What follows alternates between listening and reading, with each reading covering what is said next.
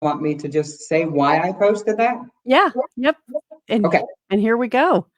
Here we go live. Everyday leaders. Hello, hello.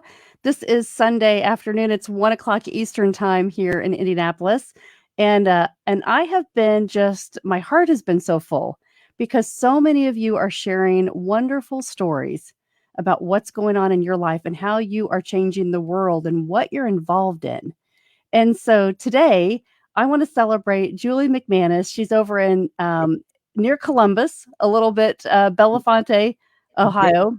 Hmm. And so, Julie, thank you for coming on and sharing because what you posted, I think, is really important for people to understand about what's going on with our pets. Hmm. So tell us what's going on.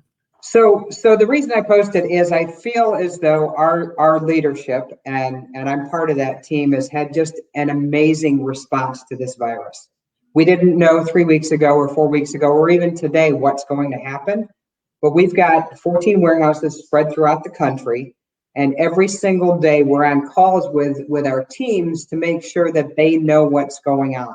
And I think we had a very quick, a very measured, a very transparent response to the virus because we're in warehouses. So we've got pallets of stuff that vendors send to us. We put it in the warehouse, and then we have selectors that have to go in every day and pick it and put it on trucks, and drivers that are in the thick of it in areas that are very high, um, very, very, very dangerous. And I think, and our attendance in some of our warehouses is still 100%.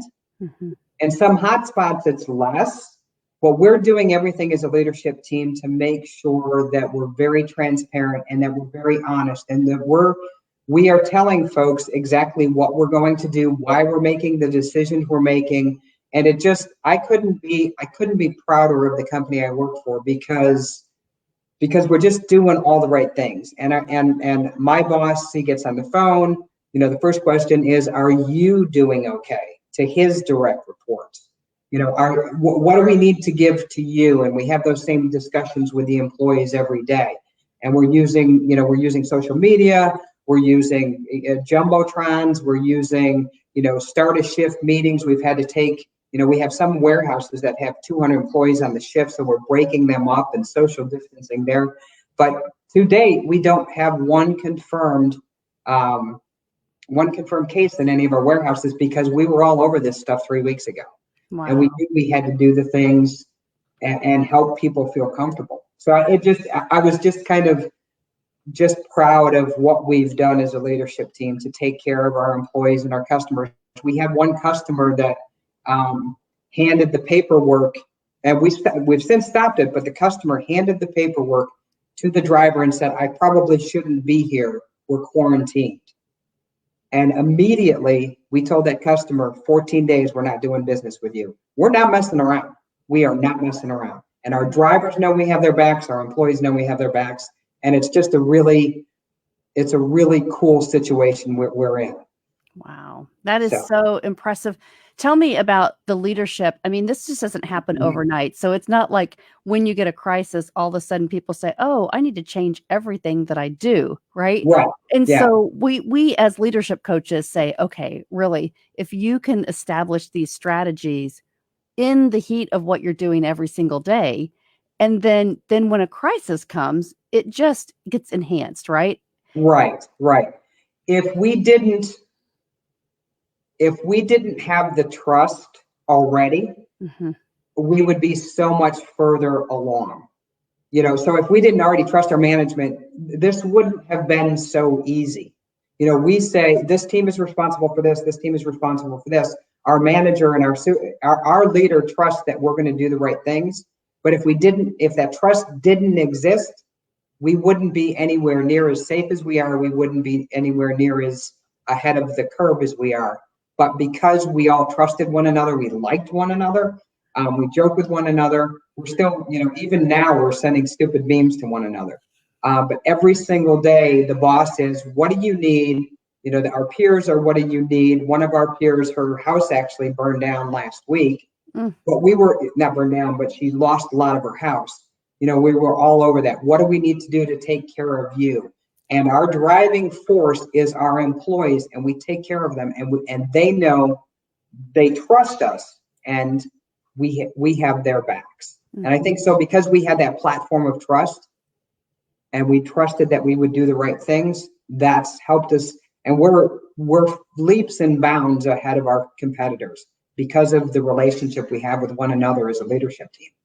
Gosh, that just speaks volumes, and that's why I ask you to jump on here real quick, because so many times we forget. It's those little things, right? It's the trust that you establish with your team. And when you're going through this, hey, Joe, how are you? Thank you. Yeah, so he says, this is terrific, and I think it's highlighting companies that are right now going through so much struggle, and those that have had to lay people off, or those that are trying to think of new ways to inspire their team. Maybe they're not showing up to work, but if you guys had to be more remote, right? If you have remote workers, are you guys experiencing having to do virtual training or virtual communication with your teams all over? And how's that working? Oh, yeah, so our IT department has been absolutely fantastic, because we didn't have remote workplaces, but within a 2-week period, we had to stand up. So the majority of our employees need to come to work every day to pick the bags, to pick the cases, to deliver them to the stores. So that's about 1,000 employees. Then we have another couple hundred that were in the office that we said, in order to protect our warehouse employees, let's pull all the office folks out.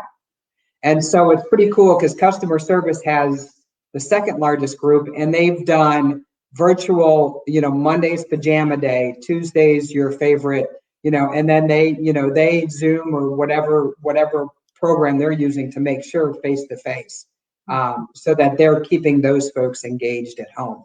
And some of them, because we're such a family oriented company, a lot of people, some people we had to kick out of the office and go, no, you have to work from home. But each of those team leaders are doing, whatever they can virtually to make sure that they're engaging their teams, whether it's the Spirit Week. I know that our leadership team at our level, we're going to have a little cocktail hour one night this week, just to be able to see people's faces. So we're engaging differently than we ever have before. Mm-hmm.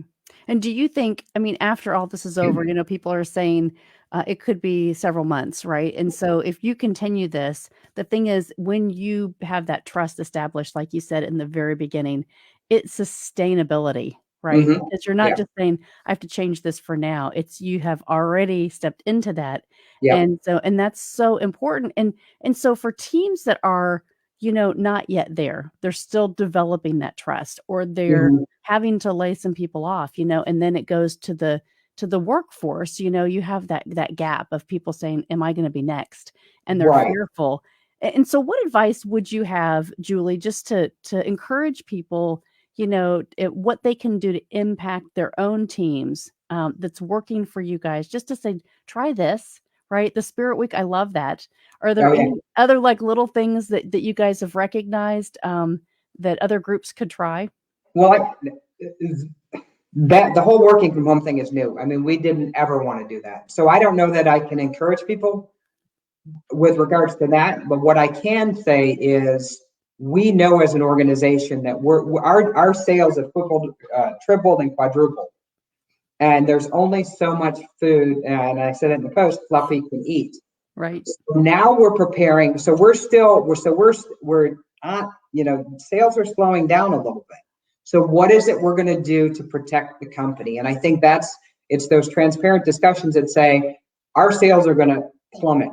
So what are we going to do? And what we've agreed as a leadership team, that every single person in the organization is going to do it, whatever that ends up being, from the CEO on down. If we have to work with some reduced hours, we're all doing it. So we're all in it together. And I think that's the most important part as a leader, is to know to know that whatever you're asking your team to do, the leader has to do it as well. Mm-hmm. It's going to be a much easier pill to swallow if I say, hey, that's happening to the CEO as well. That's happening to the directors. That's happening to the managers. And it's not, our team has pulled together during the high time. We had people working 60 hours a week, and it is physical labor. An order selector in our warehouse can lift 20,000 pounds in a shift. Wow. Okay. And those guys, they were able to make sure that our customers were taken care of, because as fast as we could get into the stores, the people are panicked buying. And so we asked a lot of those folks. So a lot of our discussions are how to make sure that we take care of those employees that have taken care of us. And the thing we've all agreed of as a leadership team is whatever we ask them to do, we're going to do the same thing. And that, I think, will buy us a lot. Mm-hmm. That'll help us a lot because they know we're all in it together. That's so powerful. And that, you know, and we can say these messages over and over, but it's like when it's your story, you know, you really step into it and say, how can I encourage other people? Because, you know, and thinking of what you do, it's not only just supplying food to pets, right? You make people feel safe because now their pets are healthy and their pets are taken care of. And we've, you know, all of us that have had pets or have pets, you know, you understand that connection. And so without our pets, it's going to be hard to survive through any of this. So what you're doing is just rippling, right? It's the ripple effect. So a couple of things that have gone up in purchases is home fitness equipment, and people are adopting pets. They're adopting pets, one, because they want that companion, but two, a lot of the SPCAs and that type of thing are closing down. So we're seeing more and more people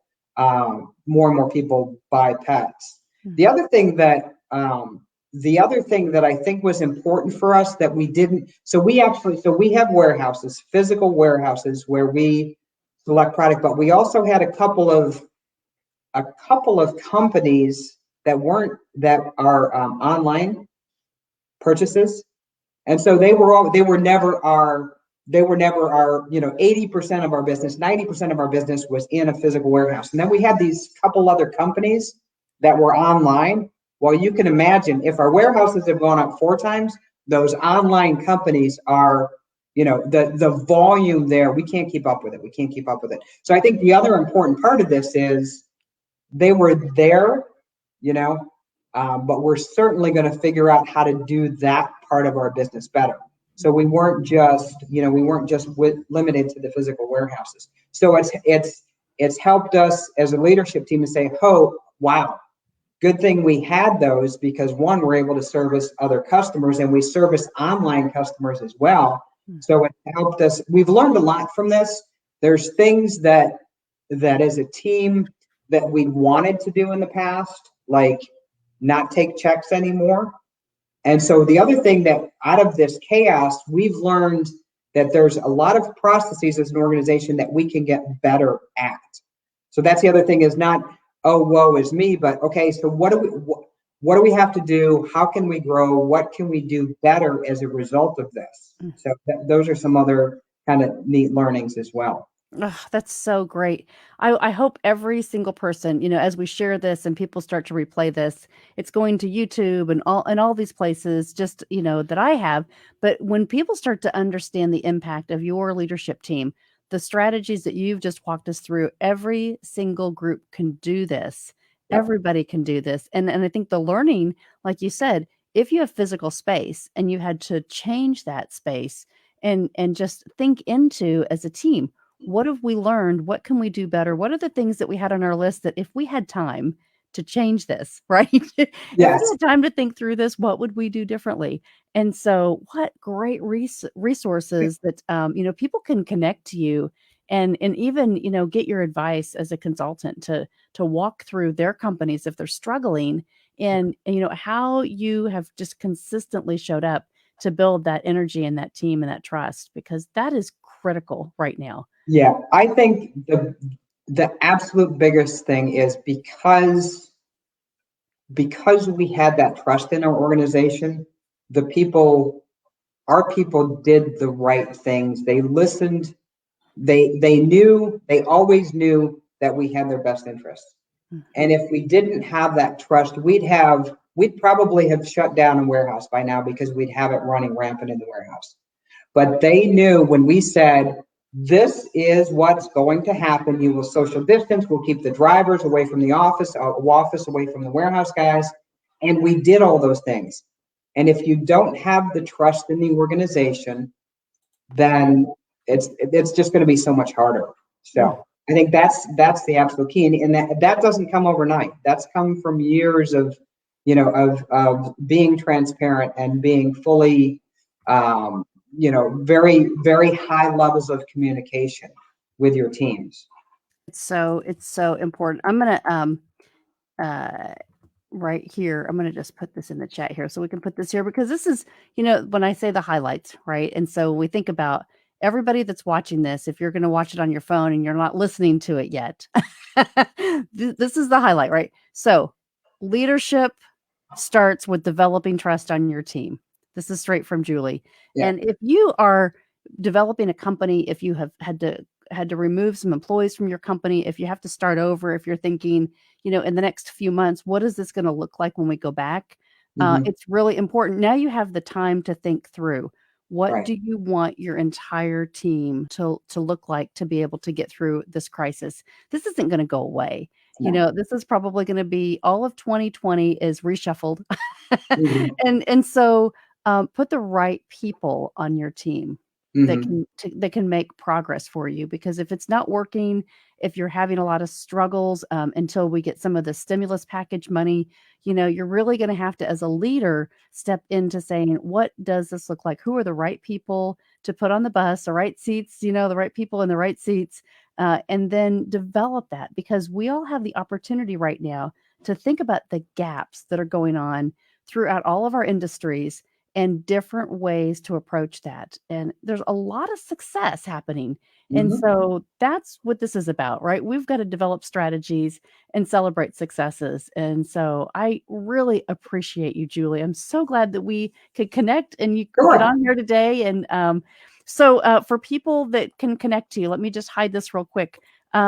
What's the easiest way for us to find you? McManus dot Julianne ANN at gmail.com. Oh, or they can Facebook message me. Okay, Julian. Let's see. I'm going to put it right up here so it shows across. There you go. Just check Perfect. that. Make sure. Yeah. Good. Perfect. I think, okay. And I would say the other thing is it's hard for folks right now, and it's going to become even harder. And as a leadership team, I think one of the things that's going to resonate folks with most is whatever you ask your team to do, you have to do yourself. So we know that our volume is going to decrease dramatically, and we're going to have to shift hours around and maybe do some things with the hours that we pay folks. If we're asking our hourly folks to do it, we have to do it as leaders as well. Don't stand up on your pedestal and say it's okay for you, but it's not okay for me. And I think we're all going to weather this together, because we agreed the leadership, whatever we do with our hourly employees, the leaders will go through the same experience. I don't know what that is yet, but what I do know is it will all be very well thought out, and it's going to be the right thing to weather the storm, because we will survive. We're going to take business from our competitors because of our strategic response. And so as we go through this downturn, we just got to make sure that we're all doing it together, and that's what's going to for sure help us survive. It all happens in numbers. Yeah. Man, what an inspiration you are. Thank you so much for sharing this today. And I hope, everybody takes a little piece of this and says, how can I apply this? Even if you're home, even if your company is all over and you don't know what's happening next, and they're telling you they don't have a plan, have them watch this. And I think just one little nugget, right, that comes out of this is we can start and rebuild, and we can do it the right way. So, man, gold, girl. Thank you so much. This was wonderful. Have a great day. I know you've got a busy schedule, so I will let you go. But everybody connect to Julie if you have any questions. And, we're all here to support you in your leadership journey. So do what you can and add value to your companies and your people. And we will get your communities. And your communities. I think that's important as well. There's going to be a lot of people looking to you, and whatever you can do to support the folks in the community that are hurting, I think that's going to help you. Maybe your business is on the downturn, but if you can help someone in your community, it's going to help you continue with that purpose that you have. So Yep. Okay. Perfect. Cool. Love you, girl. Thank you. Love you. Thank Have you. a great day. You too. Bye. Thanks.